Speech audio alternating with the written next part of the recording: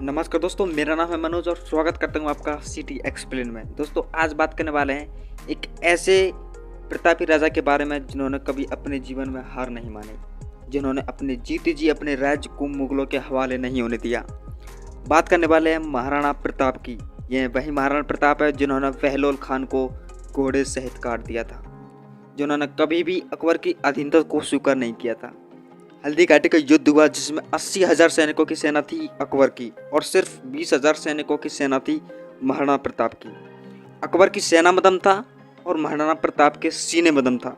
तो राणा प्रताप एक ही बात बोलते थे, एक पाँच को मारेगा तभी हम युद्ध को जीत सकते हैं। तो चलिए शुरू से शुरू करते हैं। वीडियो को शुरू करने से पहले अगर आपने चैनल को सब्सक्राइब नहीं किया तो प्लीज़ सब्सक्राइब जरूर कर ले।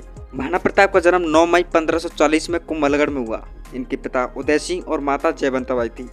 राणा के 23 भाई और 2 सौतेली बहनें थीं। राणा उदय सिंह की दूसरी बहरबानी धीरबाई, जिसे राज्य के इतिहास में रानी भटियाणी के नाम से जाना जाता है, यह अपने पुत्र कुंवर जगमाल को मेवाड़ का उत्तराधिकारी बनाना चाहती थी। प्रताप के उत्तराधिकारी होने पर इसके विरुद्ध स्वरूप जगमाल अकबर के खेमे में चला गया था। महाराणा प्रताप का प्रथम राज्याभिषेक 28 फरवरी 1572 में गोगुंदा में हुआ था, लेकिन विधि विधान अनुसार राणा प्रताप का द्वितीय राज्याभिषेक 1572 में ही कुंभलगढ़ दुर्ग में हुआ। दूसरे राज्याभिषेक में जोधपुर का राठौड़ शासक रामचंद्र सेन उपस्थित थे। राणा प्रताप ने अपने जीवन में कुल 11 शादियां की थी, लेकिन वह सबसे ज्यादा प्रेम अपनी पहली पत्नी से करते थे। महाराणा प्रताप के शासनकाल में सबसे रोचक तथ्य यह है कि मुगल सम्राट अकबर बिना युद्ध के प्रताप को अपने अधीन लाना चाहता था। इसलिए अकबर ने प्रताप को समझाने के लिए 4 राजदूत नियुक्त किए, जिसमें सर्वप्रथम सितंबर 1572 ईस्वी में जलाल खान प्रताप के खेमे में गया। इसी क्रम में मानसिंह 1573 ईस्वी में, भगवान दास सितंबर 1573 ईस्वी में ही तथा राजा टोडरमल दिसंबर 1573 ईस्वी में प्रताप को समझाने के लिए पहुंचे, लेकिन राणा प्रताप ने चारों को निराश कर दिया। इस तरह राणा प्रताप ने मुगल की अधीनता को स्वीकार करने से मना कर दिया। एक बार तो महाराणा प्रताप को बोला गया कि आप हमें मेवाड़ दे दीजिए, बदले में हम आपको आधा हिंदुस्तान दे देंगे। लेकिन वे तो मेवाड़ ओ म्हारो मेवाड़ी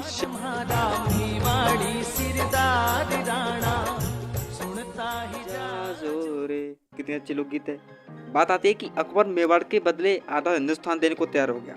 आखिर वह इस मेवाड़ को क्यों जीतना चाहता था, चलिए मैं बताता हूँ। देखिए, मेवाड़ पड़ता है वेस्ट इंड में और अकबर का जो भी माल एक्सपोर्ट या इनपुट होता वह मेवाड़ से होकर गुजरता और मेवाड़ उसके लिए किरकिरी बन गया था।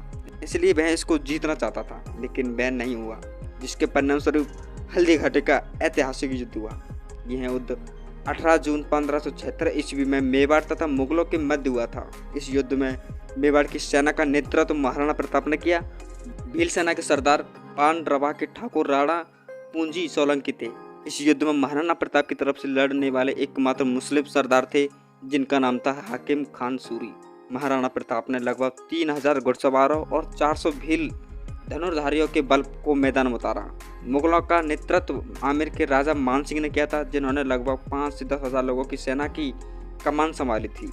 3 घंटे से अधिक समय तक चले भयंकर युद्ध के बाद महाराणा प्रताप ने खुद को जख्मी पाया, जबकि उनके कुछ लोगों ने उन्हें समय दिया।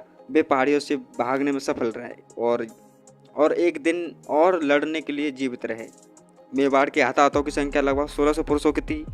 मुगल सेना ने 3500 से 8000 लोगों को खो दिया था, जिसमें से 350 अन्य घायल हो गए। इस युद्ध में मेवाड़ के महाराणा प्रताप विजय हुए थे।